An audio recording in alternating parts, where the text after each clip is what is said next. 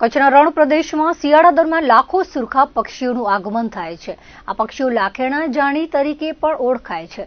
હાલમાં રાપર તાલુકાના કુડા પાસેના મોટા રણમાં 1 લાખથી વધુ ફ્લેમિંગો જોવા મળી રહ્યા છે। ખડીરના અમરાપરથી લોધરાણી તરફ જતા સેકન્ડ રોડ ટુ હેવન માર્ગ વચ્ચે તેમનો જમાવડો જોવા મળે છે। આગામી સમયમાં તેમની સંખ્યા 3 લાખને પાર કરી જવાની શક્યતા છે। ખડીરથી સાતલપુર તરફના રોડ ટુ હેવન જેવો માર્ગ નજીકના રણ વિસ્તારમાં સુરખાબની વસાહત જોવા મળી રહી છે। પોતાની જન્મભૂમિ પર શિયાળો માણી ઉનાળા દરમિયાન દેશ વિદેશમાં ફેલાઈ જતા આ પક્ષીઓ ખડીર બેટના અમરાપરથી લોધરાણી જાગીર વચ્ચેના વિસ્તારમાં શોભી રહ્યા છે। હાલમાં લગભગ 1.25 લાખ જેટલા સુરખાબ અને કુંજ પક્ષીઓની હાજરી નોંધાઈ છે। અહીંથી પસાર થતા પ્રવાસીઓ નયનરમ્ય નજારો માણવા માટે ગળીભર રોકાઈ જતા હોવાનું પ્રવાસી સતાજી સમાએ જણાવ્યું હતું। છેલ્લા કેટલાક વર્ષોમાં કચ્છમાં સુરખાબની હાજરીમાં અભૂતપૂર્વ વધારો નોંધાયો છે। કચ્છનું મોટું રણ તેમજ અમુક અંશે નાનું રણ પણ વન વિભાગના સેન્ચ્યુરી વિસ્તારમાં આવે છે। તેમના રૂટના રોકાણ સ્થળોએ વન વિભાગ દ્વારા 2019થી ખાસ પહેલ હાથ ધરવામાં આવી છે। આ પહેલ અંતર્ગત સુરખા પક્ષીઓના મોટા પ્રજનન માટે રણમાં ખાસ સી આકારના ડેઝર્ટ પોઈન્ટ અને લિનિયર પ્લેટફોર્મ ઊભા કરવામાં આવ્યા છે।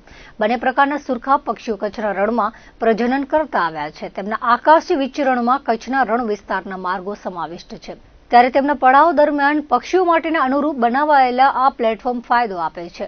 આ પ્લેટફોર્મના કારણે તેમના પાડાનું ધોવાણ ખૂબ ઘટી ગયું છે, જેમાં સુરખાબના પક્ષીઓના ઈંડાઓ સલામત રહે છે અને નવા પક્ષીઓના જન્મની પ્રક્રિયામાં વધારો થયો છે।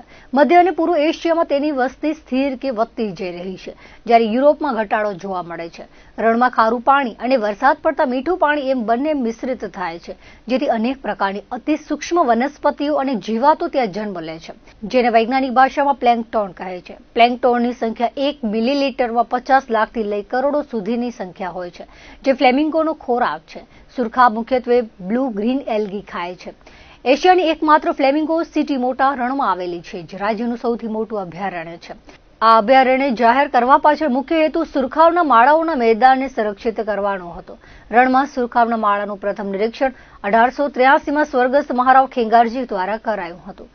પૂર્વ કચ્છ વન વિભાગના મુખ્ય અધિકારી આયુષ વર્માએ જણાવ્યું હતું કે કચ્છના નાના અને મોટા રણનો વિસ્તાર ગ્રેટર અને લેસર ફ્લેમિંગો માટે વિશેષ સ્થાન ધરાવે છે। તેમની સંખ્યામાં પ્રતિ વર્ષ વૃદ્ધિ નોંધાઈ રહી છે। અમુક બધા લોકો જો સુરખાબ ઉર્ફ હંજની સંખ્યાના જો ઉત્તરોત્તર વૃદ્ધિ સાલ દરે સાલ જો જોવા મળ્યા છે, તો તે બાબતે હું આ જણાવું કે સૌપ્રથમ તો આ વિસ્તાર સેન્ટ્રલ એશિયન ફ્લાયવે જે આપણા માઇગ્રેટરી બર્ડ્સના એક પેસેજ રૂટ હોય તો તેમાં પડે। તો આપણા ગ્રેટ રન ઓફ કચ્છ જો અમારે સેન્ચુરી વિસ્તારના બહોળા એરિયા કવર કરશે અને લિટલ રન ઓફ કચ્છના પણ કુછ અંશ કચ્છ વિસ્તારમાં આવે। તો જ્યાં કુદરતી રૂપથી હંજના એક સ્ટોપઓવર છે, આ તો હકીકત છે। ત્યાં પછી વન વિભાગ દ્વારા પણ છેલ્લા કેટલાક વર્ષોથી તેના પ્રજનન વધી શકે તે માટે એક પહેલ કરવામાં આવ્યા હોય। તો સને 2019-20 અને 2021 થી આ પહેલ શરૂ કર્યા હોય, જેમાં સી શેપ્ડના ડેઝર્ટ પોન્ડ અને લિનિયર પ્લેટફોર્મ જે બધા માટીના પાળા હોય ઇફેક્ટિવલી ડિફેક્ટો, તો જે વન વિભાગ દ્વારા નિર્માણ કરવામાં આવ્યા હોય। અને એના પ્રભાવ શું હોય કે જો આપણા જો ફ્લેમિંગો ઉર્ફ હંજ જો અહીંયા પ્રજનન કરશે તો તેના ઈંડા આથી પહેલા ધોવાઈ જાય। તો જ્યારે આપણા પ્લેટફોર્મ નિર્માણ કરી દીધું હોય તો આ પ્લેટફોર્મના કારણે તેના ધોવાણ બહુ ઓછા થઈ ગયા છે। એઝ અ રિઝલ્ટ આપણા બોથ મોટા હંજ અને નાના રંજ, જેને અમે ગ્રેટર ફ્લેમિંગો અને લેસર ફ્લેમિંગો તરીકે ઓળખે, તો આ બધાના પ્રજનનના સફળતા ઉત્તરોત્તર વધી ગયા છે। તો તે અન્વયે હું આપણે જસ્ટ ફેક્ટ કહું તો આ વર્ષે પણ 3 થી 4 લાખ આશરે ફ્લેમિંગો જોવા મળ્યા હતો અને જસ્ટ 5 years બેક આ સંખ્યા આશરે 1 લાખને આજુબાજુ હતી।